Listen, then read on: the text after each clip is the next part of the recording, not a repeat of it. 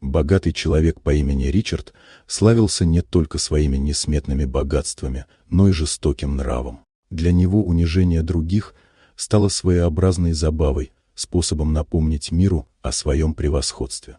Его огромный особняк с мраморными лестницами и зеркальными залами возвышался над деревней, как символ недосягаемости. Садовник Джон, скромный и честный труженик, много лет ухаживал за его садами, равнял живые изгороди, собирал увядающие листья, поправлял клумбы, не имея права даже смотреть в глаза хозяину слишком долго.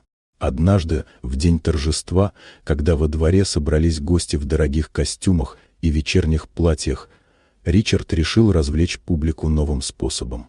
Он указал на своего садовника и его сына Майкла, маленького мальчика с большими глазами, привыкшего к скромным радостям и тяжелым мозолям отца. Богач объявил испытание. Роскошный Роллс-Ройс, редкая жемчужина его коллекции, стоял мертвым грузом в гараже уже несколько лет. Лучшие мастера ломали головы над неисправностью, но автомобиль так и оставался безмолвным памятником тщеславия. Ричард был уверен, что мальчик не справится, а сам процесс провала станет веселым зрелищем. Толпа с интересом расступилась, давая дорогу маленькому Майклу. Для гостей все это было игрой, для Джона — унижением и страшным риском. Но в сердце мальчика пробуждалась память о вечерах, когда он сидел рядом с отцом и наблюдал, как тот возился со старой газонокосилкой. Эти уроки не были наукой в привычном смысле, но каждая мелочь, скрипящий винт, капля масла, трещина в ремне запоминалась. Все это складывалось в понимание. Любая машина, какой бы сложной она ни казалась, состоит из деталей, и каждая деталь подчиняется рукам, если знать, где искать. Майкл шагнул к автомобилю. Хромированный корпус Роллс-Ройса сиял под солнцем, отражая его худощавую фигуру. Капот был тяжелым, и мальчику пришлось приложить все силы, чтобы поднять его.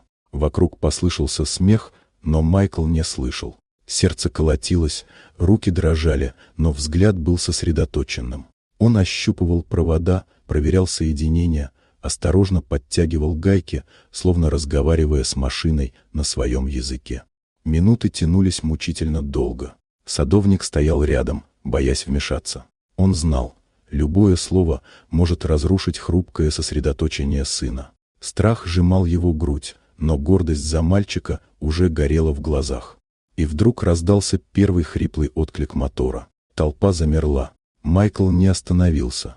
Он снова что-то подкрутил, снова проверил соединение, и через мгновение двигатель загрохотал, наполняя воздух низким рыком, словно пробудившийся зверь. Металлическое чудовище ожило под руками ребенка, и шум его был громче любых аплодисментов.